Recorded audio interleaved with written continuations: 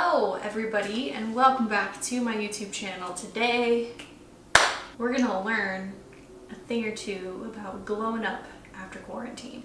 Right now is actually the perfect time to get your stuff together because you're not doing shit else. If you're not using this time to get your shit together, that's on you, totally cool. But if you're like me and can't stand the thought of sitting around and doing nothing for long periods of time, welcome. We're gonna learn how to glow up post-quarantine. We're gonna come out of quarantine looking amazing. We're gonna have our hair done. We're gonna be a new girl or guy. So sit down, grab yourself a glass of apple juice or grape juice. The first thing that I want to talk about for post-quarantine glow up is your hair. Men, this may or may not be for you. I don't really know what men do with their hair besides just like wake up and like run their hands through it and then it looks good. Like honestly, it's kind of unfair. If you guys watched my last video and then my video before that, you would have seen that my hair has jumped between blonde and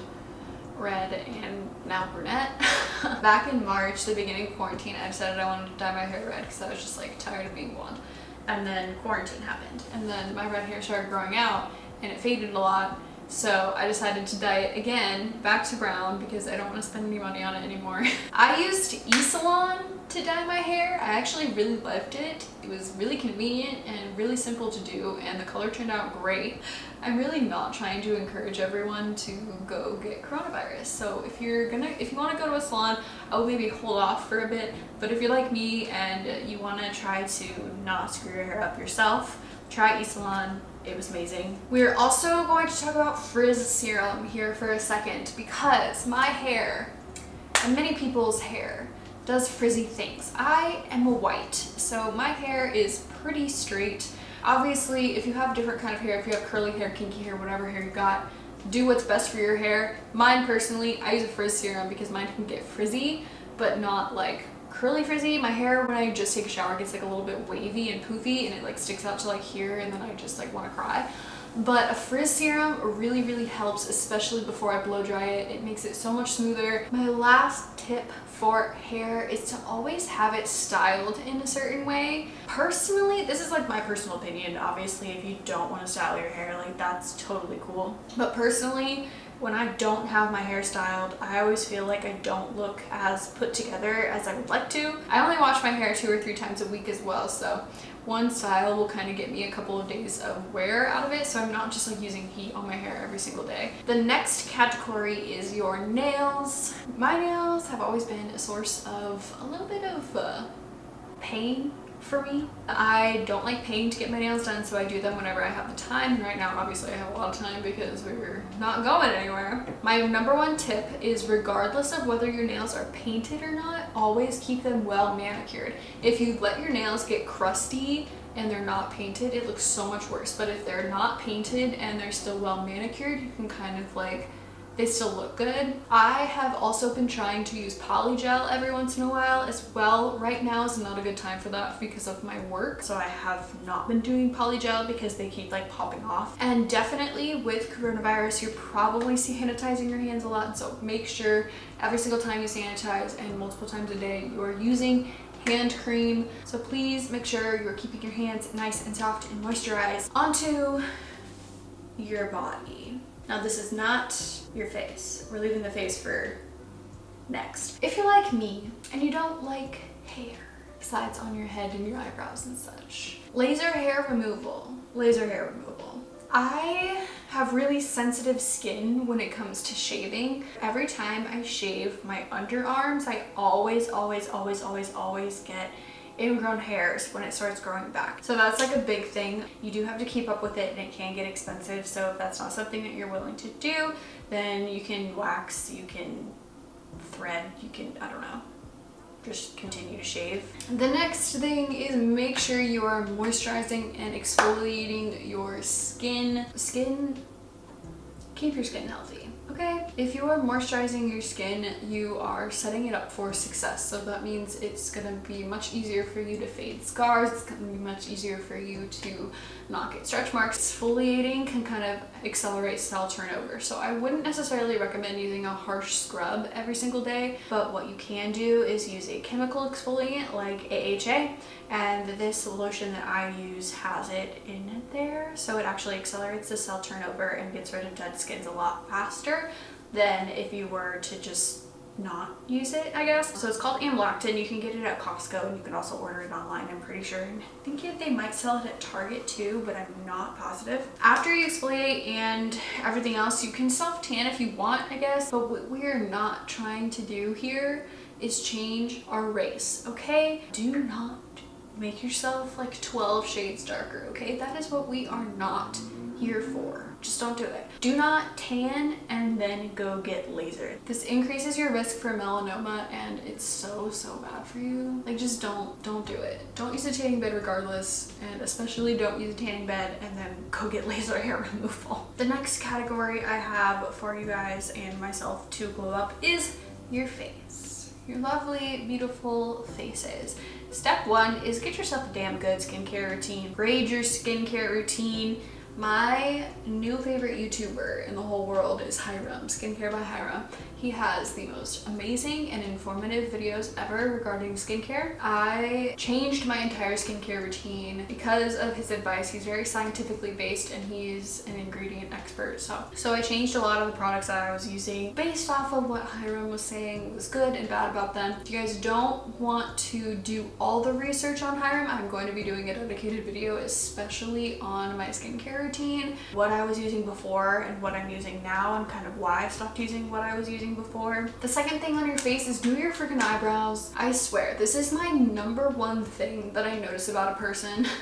And that sounds so weird, but when your eyebrows aren't done very well, it immediately in my head kind of like makes you look a little bit, I don't want to say less attractive, but like less attractive. I have a whole eyebrow routine on my channel, but it's a couple of years old, so if you guys want me to redo it, that's totally cool. I use men's beard dye to tint my eyebrows, and then I just tweeze them myself. The next step in your face glow up is finding out what kind of makeup looks good on your face. Snitchery did a really good video on eyebrow shape and how that's good for your face, and like what kind of fill or like eyebrow makeup looks good. And then she also did the difference between camera makeup and like in real life makeup. And there's a big difference. So what we are not going to do is cake face. Cake face is very 2016, so make sure you're finding out what kind of makeup looks good on you, what you feel the most comfortable in. So just be aware of that. Take this time to kind of like experiment with what you like. And what we are not going to do,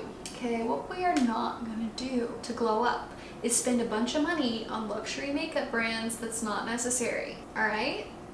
We are not going to go broke buying makeup. On to style. The first step in really glowing up your style is to just find your aesthetic. What do you like to wear? What is your ideal style, and what is your current style, and what does not line up? I use Pinterest for this, and once I kind of know exactly what pieces are not in my wardrobe that I find myself leaning towards on Pinterest and online over and over again, those are the kind of ones that I will purchase. While you're doing this, what's best to do when you're looking through the discrepancies between your closet and your ideal closet is get rid of the stuff that doesn't inspire you. If you've had a shirt in there from like 2012 that you've maybe worn twice, why is it taking up space in your closet? The next category in glowing up is exercise and wellness. This is what I personally have been struggling with.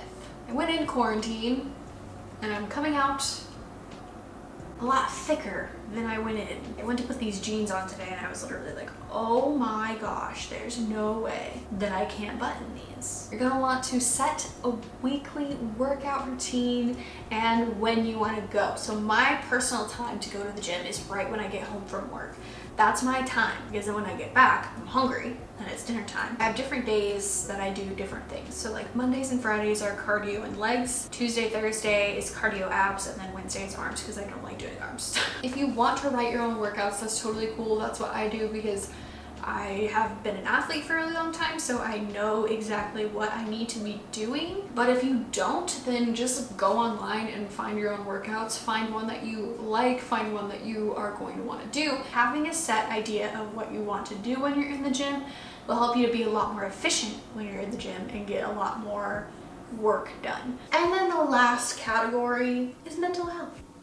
Your head, your soul. Mental health is one of those things, especially during the middle of the pandemic and everything that's going on right now, that can be a little bit tricky, and that's totally okay. You don't have to be all smiles all the time. If you are stressed and you are feeling down, make sure you're seeking that help. With social media, it's really easy to look at someone else that you see online and then yourself and kind of see the fact that you don't have as good of a life as they do, which is not always true. Obviously, people post what they want to post. They post like a censored version of their life, so you don't really know what they're going through. I think it's really, really important to not compare. Your life is your life, their life is their life. Basically, if you want a better life for yourself, you're just gonna have to work for it and become the person you want to be. Tip number 2 is fake it till you make it. I've talked about this before on my channel. Confidence does not come easy to me. In high school, I was not popular and confidence just like wasn't always there, and I graduated high school and I just started faking it. Like, I started faking the fact that I thought I was pretty. I started faking the fact that I knew what I was doing. I started faking everything until it became a habit to just do it, and that was just how I started to feel. So if I fake that I feel confident in my own skin, you kind of trick your brain into believing that you actually are confident in your own skin. Be kind and take the time to de-stress if you need it. That is it. Those are my post-quarantine glow-up things that I will be doing that I think you guys should also do as well. So if you guys have any questions or if you guys have any other things that you think I should add, let me know in the comments below. Hydration reminder, I love you guys, and I will see you in my next video.